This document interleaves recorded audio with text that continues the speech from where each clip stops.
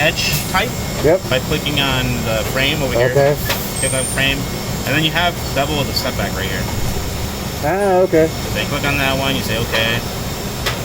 But you can see here the depth is 0, so it doesn't look like we've done anything. Right. So you can either click on either one of these, or you can click on the edge right here. Either one, it takes you to the same place. Yep. Once you're in here now, you can see you can change everything about the edge. So you can go follow front, percent front, 50-50, frame base curve, automatic, which is changes based off of the curvature of the lens. Right. And then smart, which is kind of in the middle. Okay. And then here's the depth that we're looking for.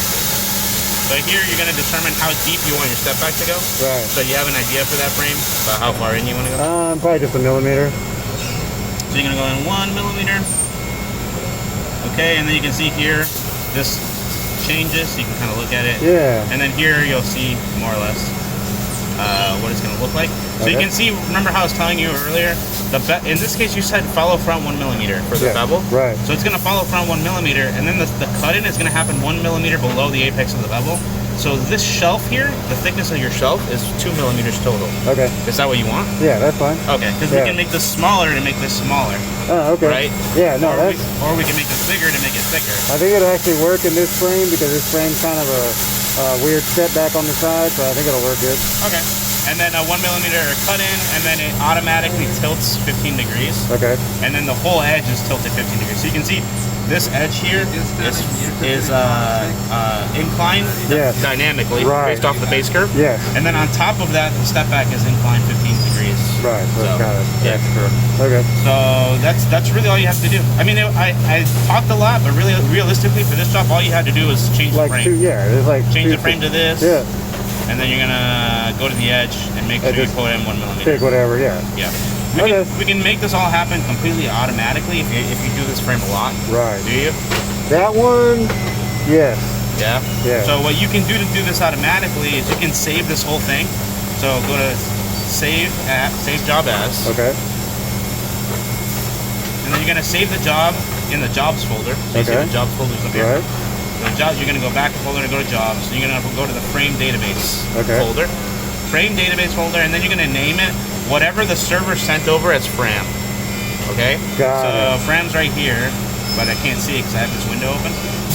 So if you let me cancel this, and then you can see what the server sent as Fram by clicking this little icon right here. Yeah. And it'll tell you ZT25. Okay. Or you can double click on this. On that whole extension, right? And then it tells you the frame name, yeah. So if you go to frame name, Fram,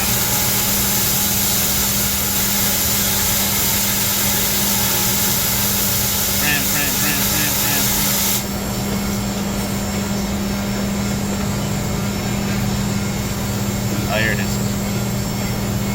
Fram, ZT25. Okay. So what I usually do, just to make sure I get the spelling and everything correct, it has to be exactly the same. Right. I just copy. Okay. Oh wait, I didn't copy. Fram. Where'd it go? I think I deleted that in a second. Fram. Oh, here it is. Copy it. And now you can go to save job as, go back a folder to jobs folder, then go into your frame database.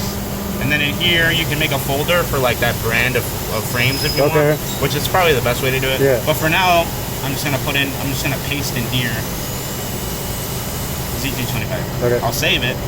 And now if I re-download the job, rescan it. Yeah.